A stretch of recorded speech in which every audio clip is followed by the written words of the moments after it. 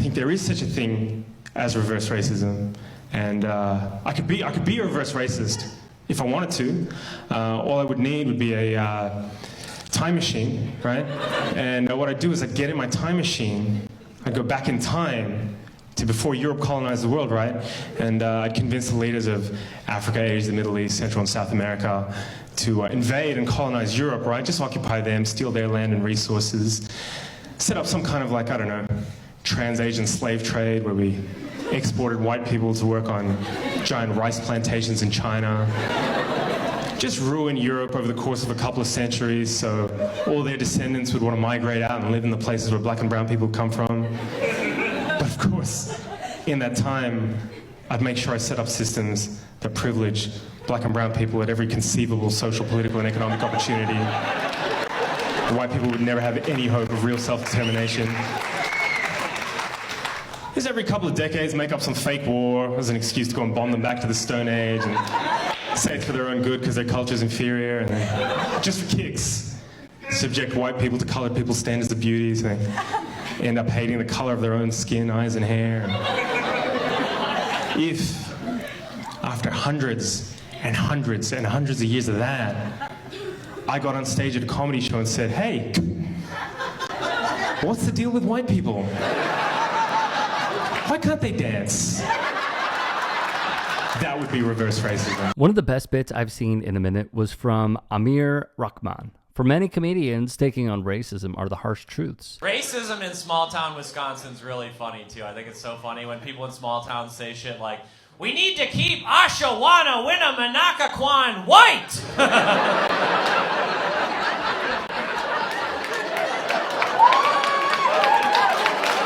You think that's a Polish word, buddy? A few people didn't laugh at that. You guys didn't clap at the anti-racist stuff. Not a good look. Not a good look, Upfront. Not a good look with that beard. Not a good look. Jeffrey Osmus, we killed with that one. We need to end racism. Like, I don't want to sound selfish or self-absorbed, but it would be so good for me if we could just end racism. I got to do a lot of stuff I don't want to do because of racism. I can't even be honest about all the black shit I don't like because of racism. You know how much the black people do on TV and on the radio that I hate, but I gotta be like, yes, sis, you the best. Yeah, go ahead, Madea, have a reunion, you killed it. I can't be a hoe because of racism. Not that I would, but I want the option. I just can't. Like, everybody is having like a hot girl summer. I want to have a hot girl summer. I be getting down like, let me twerk, hot girl, hot. The moment I get into my twerk, a strong black man says, you know what the hot girl summer was for your ancestors? 19 hours in a hot heat picking cotton. Let me get out this twerk. I always got to support the black movie. Because of racism. And a lot of the black movies be good, but they also be about racism. I just want to see like two black people fall in love in the movie. Like, don't you want to see that?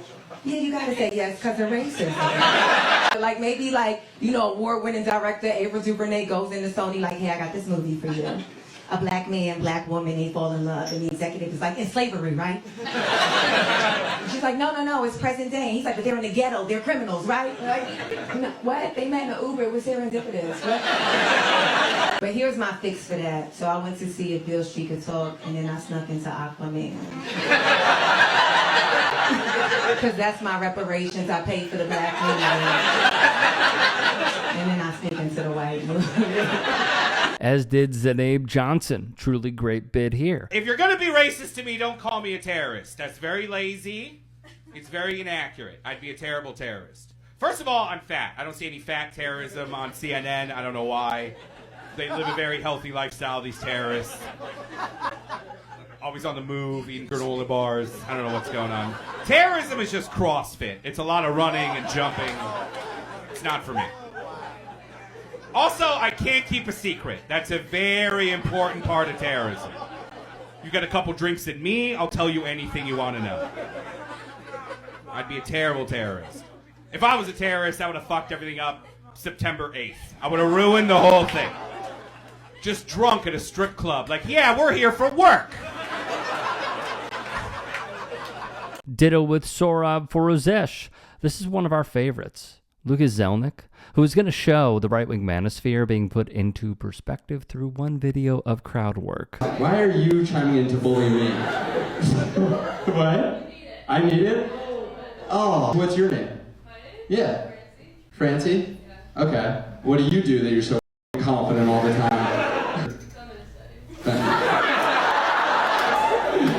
I think that's great, Francie. Here's the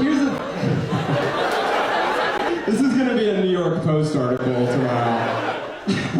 Tucker Carlson, thank you so much for having me on air. Yes, when she first said I should be bullied, I do think that's the agenda of feminists in America.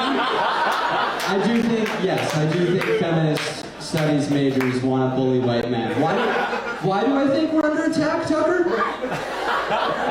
I'm so glad you asked. I think Francie is good. I was gonna say great, and then I changed it to good last night. And I don't think you guys are on either side necessarily. And I don't think there are sides. I think women and men should support each other. Talk myself into a hole. And I think our trans brothers and sisters are also equally beautiful, if not more beautiful, but not more beautiful if there are other marginalized groups present. It's better to be trans. It's not better to be anything. No one's better than anyone, but I'm worse. And I should be bullied. On comedians taking on bigotry. People just get so upset at this thing. You're next. What? You were offended that I was standing up for women. No, I love women. You do? Okay, so what did you mean by next? Because you're not going to get away from that. No, explain what you meant, because... You and I can talk later. Oh, yeah, I'm sorry, did I start this?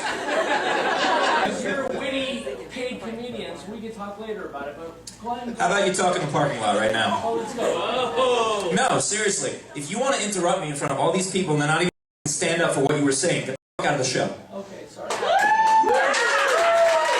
Are you here with these other people?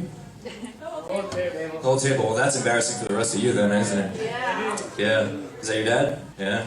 You're gonna have a talk with him in the car, huh?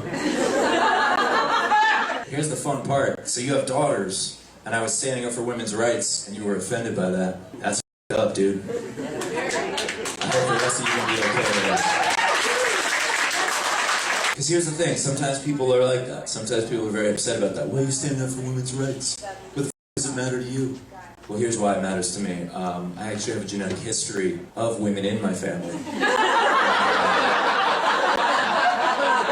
Yeah, as it turns out, my grandmother was a woman, and my mother was a woman, and yeah, we go back generations. It's weird. It skipped a generation with me, which doesn't make sense. But if I have a daughter, I bet she'd be one, because I'm a carrier. So. Steve Hofstetter may take the cake. If you can and are willing, please become a paid member here at TYT Sports. And or go to tyt.com/join. In addition, you can follow me on Twitter, Instagram, and TikTok. Appreciate it. Have a great day.